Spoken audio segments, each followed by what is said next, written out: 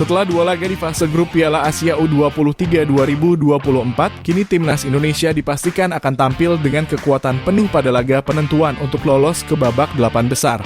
Timnas Indonesia akan berhadapan dengan timnas Jordania pada laga terakhir mereka di fase grup setelah sebelumnya bertemu dengan timnas Qatar dan timnas Australia dengan torehan 1 kali kemenangan dan 1 kali kekalahan.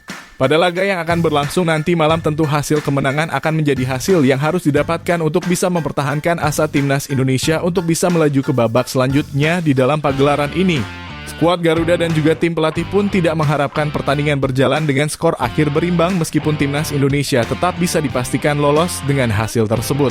Akan tetapi melawan timnas Jordania yang belum sama sekali mendapatkan kemenangan bukanlah sebuah laga yang patut diremehkan. Justru skuad Garuda harus mempersiapkan diri dengan sebaik mungkin mengingat bahwa tim lawan juga akan berjuang mati-matian untuk bisa lolos ke babak 8 besar di Piala Asia. Oleh karenanya kualitas kedalaman skuad akan sangat mempengaruhi jalannya pertandingan yang akan terjadi pada malam hari ini. Semakin baik kedalaman skuad yang dimiliki suatu tim, maka semakin baik pula tim tersebut dalam melakukan permainan dan juga rotasi selama berjalannya pertandingan. Dan berikut ini merupakan kedalaman skuad yang saat ini dimiliki oleh timnas Indonesia U23 dalam menatap laga terakhir mereka di fase grup melawan timnas Jordania pada pagelaran Piala Asia U23 2024. Coach Sintayong diprediksi akan kembali menggunakan formasi dengan memasang 3 pemain belakang, 4 pemain gelandang, dan 3 pemain penyerang. Dengan posisi kiper akan diisi oleh Hernando Ari yang sebelumnya selalu masuk sebagai pemain utama dari timnas Indonesia. Pada 2 laga terakhirnya di fase grup pada pagelaran ini, Hernando Ari dapat menjadi sosok penjaga gawang yang memiliki refleks terbaik dan mampu menahan gempuran dari timnas lawan. Bahkan pada laga melawan timnas Australia kemarin dirinya sempat melakukan penyelamatan krusial yang dia lakukan pada saat tim lawan mendapatkan bola di situasi penalti. Tidak hanya itu, Hernando juga melanjutkan kepercayaan dirinya dengan melakukan berbagai macam penyelamatan yang sangat krusial yang bisa saja membuat gawang dari timnas Indonesia berada dalam bahaya.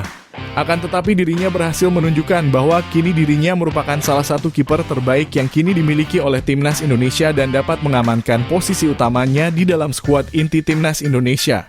Sedangkan untuk opsi pengganti dari sosok Hernando sendiri, terdapat nama Adi Satrio yang siap dimasukkan jika terdapat situasi yang di luar dari prediksi pelatih. Penjaga gawang asal PSIS Semarang tersebut juga merupakan sosok penjaga gawang tangguh yang juga sempat masuk sebagai pemain utama ketika Hernando mengalami cedera pada laga melawan timnas Vietnam di kualifikasi Piala Dunia. Selanjutnya di posisi pemain belakang nampaknya Coach Sintayong tidak memiliki banyak opsi dari jumlah pemain yang kini dirinya bawa. Coach Sintayong kemungkinan besar akan langsung memainkan bek murni terbaik yang dimiliki skuad Garuda seperti dengan langsung memasang nama Justin Hubner, Rizky Ridho, dan juga Komang Teguh. Ketiga nama pemain tersebut tentu menjadi nama 3 pemain yang paling layak untuk masuk ke dalam susunan pemain utama timnas Indonesia saat berjumpa dengan timnas Jordania pada laga terakhir di fase grup malam ini. Ketiga pemain ini memiliki peran yang saling melengkapi sehingga sudah tentu penjagaan garis pertahanan timnas Indonesia akan berjalan dengan sempurna. Akan tetapi nampaknya untuk opsi pengganti Coach Sintayong hanya menyiapkan nama dari Muhammad Ferrari yang merupakan seorang bek tengah murni yang dibawa oleh Coach Sintayong pada ajang ini. Sehingga dengan minimnya opsi pemain belakang tersebut, Coach Sintayong berkemungkinan besar tidak akan melakukan pergantian pemain pada posisi pertahanan dan akan fokus untuk melakukan rotasi pada sektor penyerangan timnas Indonesia. Sementara itu pada posisi sayap bertahan, Coach Sintayong tentu akan kembali memasang nama-nama pemain yang sebelumnya telah tampil bersama timnas Indonesia senior maupun menjadi langganan dari timnas golongan umur asuhan Coach Sintayong. Pada posisi sayap kanan bertahan, Coach Sintayong berkemungkinan akan memasang nama Bagas Kava sebagai pemain utama yang akan berada di sektor sayap. Setelah sebelumnya telah melakukan eksperimen dengan memasang nama Ilham Rio Fahmi maupun Fajar Faturrahman yang masih belum bisa menunjukkan performa maksimalnya di dalam lapangan. Hadirnya Bagas Kava diharapkan dapat menutupi lubang kelemahan timnas Indonesia yang pada 2 laga di fase grup ini terbilang cukup lemah dan rentan dimasuki oleh timnas lawan. Selanjutnya di posisi sayap kiri bertahan sudah tentu Coach Sintayong akan kembali memasang nama Pratama Arhan sebagai opsi utama yang akan diturunkan oleh Coach Sintayong pada laga ini. Meskipun nampaknya lemparan jauh dari Pratama Arhan telah diantisipasi oleh 2 tim yang sebelumnya bertemu dengan timnas Indonesia. Namun skill individu maupun kerjasama tim yang dia miliki tetap akan bisa menjadi senjata yang berbahaya yang dimiliki oleh skuad Garuda. Apalagi dirinya dapat tampil selama 90 menit jalannya pertandingan sebab posisi dari Nathan Jones akan diubah sebagai pemain gelandang tengah. Dan untuk opsi pemain pengganti sudah tentu terdapat nama Doni Tri Pamungkas pada sayap kiri pertahanan dan juga Ilham Rio Fahmi pada sayap kanan. Sementara itu untuk dua opsi pemain gelandang nampaknya Coach Sintayong akan memulai eksperimen terbarunya dengan memasang nama dua pemain seperti nama Ivar Jenner dan juga Nathan. Ivar Jenner pada laga nanti malam dipastikan akan kembali ke dalam pertandingan setelah sebelumnya absen pada laga kedua dikarenakan hukuman kartu merah. Hadirnya Ivar Jenner pastinya akan memberikan angin segar bagi skema permainan dan juga aliran bola yang akan diperlihatkan di dalam pertandingan. Sementara itu Nathan Jones berkemungkinan akan kembali dipasang sebagai pemain gelandang untuk melakukan adaptasi dengan posisi barunya dan bekerja sama dengan Ivar Jenner dalam melakukan pengaturan tempo jalannya pertandingan. Nathan Jones diprediksi akan kembali menempati posisi ini sebab performanya yang sangat gemilang pada dua laga di fase grup kemarin melawan timnas Qatar dan juga Australia. Dirinya memiliki etos kerja yang sangat tinggi dan dapat menjadi pemain yang bisa bertahanan sekaligus melakukan pembangunan serangan yang menguntungkan bagi timnas Indonesia. Sedangkan untuk opsi pengganti dari dua nama pemain ini, Coach Sintayong telah menyiapkan nama Raihan Hanan maupun Arhan Fikri yang bisa mengisi pos tengah lapangan pada pertengahan babak kedua. Dan tentunya Coach Sintayong akan memasukkan dua nama pemain tersebut lebih dulu jika timnas Indonesia membutuhkan gol tambahan untuk mengunci kemenangan atas timnas Jordania.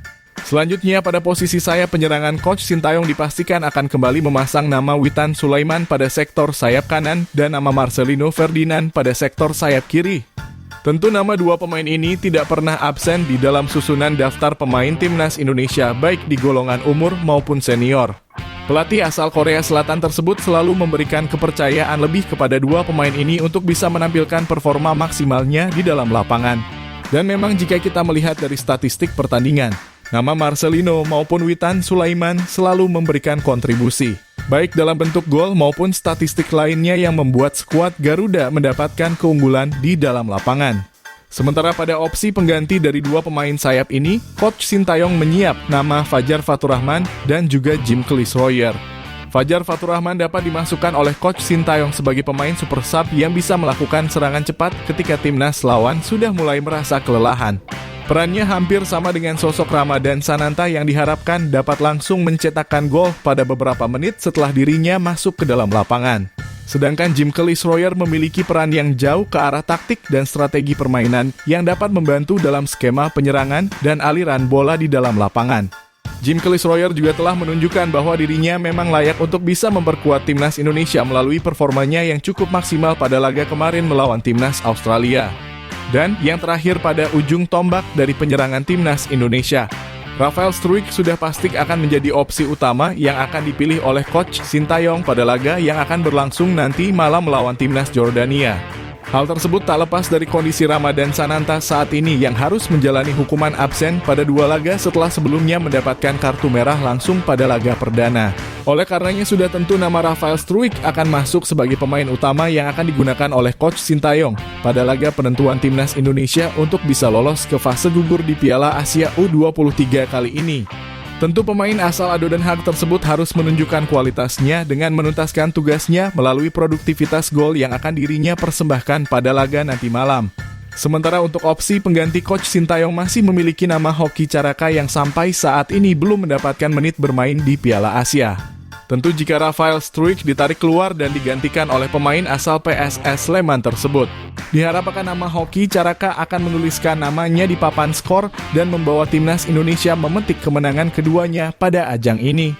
Sebab hasil kemenangan akan sangat memberikan manfaat bagi timnas Indonesia, baik pada ajang yang sedang berjalan maupun ajang tim nasional yang akan datang. Itulah tadi merupakan kedalaman skuad yang saat ini dimiliki oleh timnas Indonesia U23 dalam menatap laga terakhir mereka di fase grup melawan timnas Jordania pada pagelaran Piala Asia U23 2024. Jangan lupa tulis pendapat kalian di kolom komentar.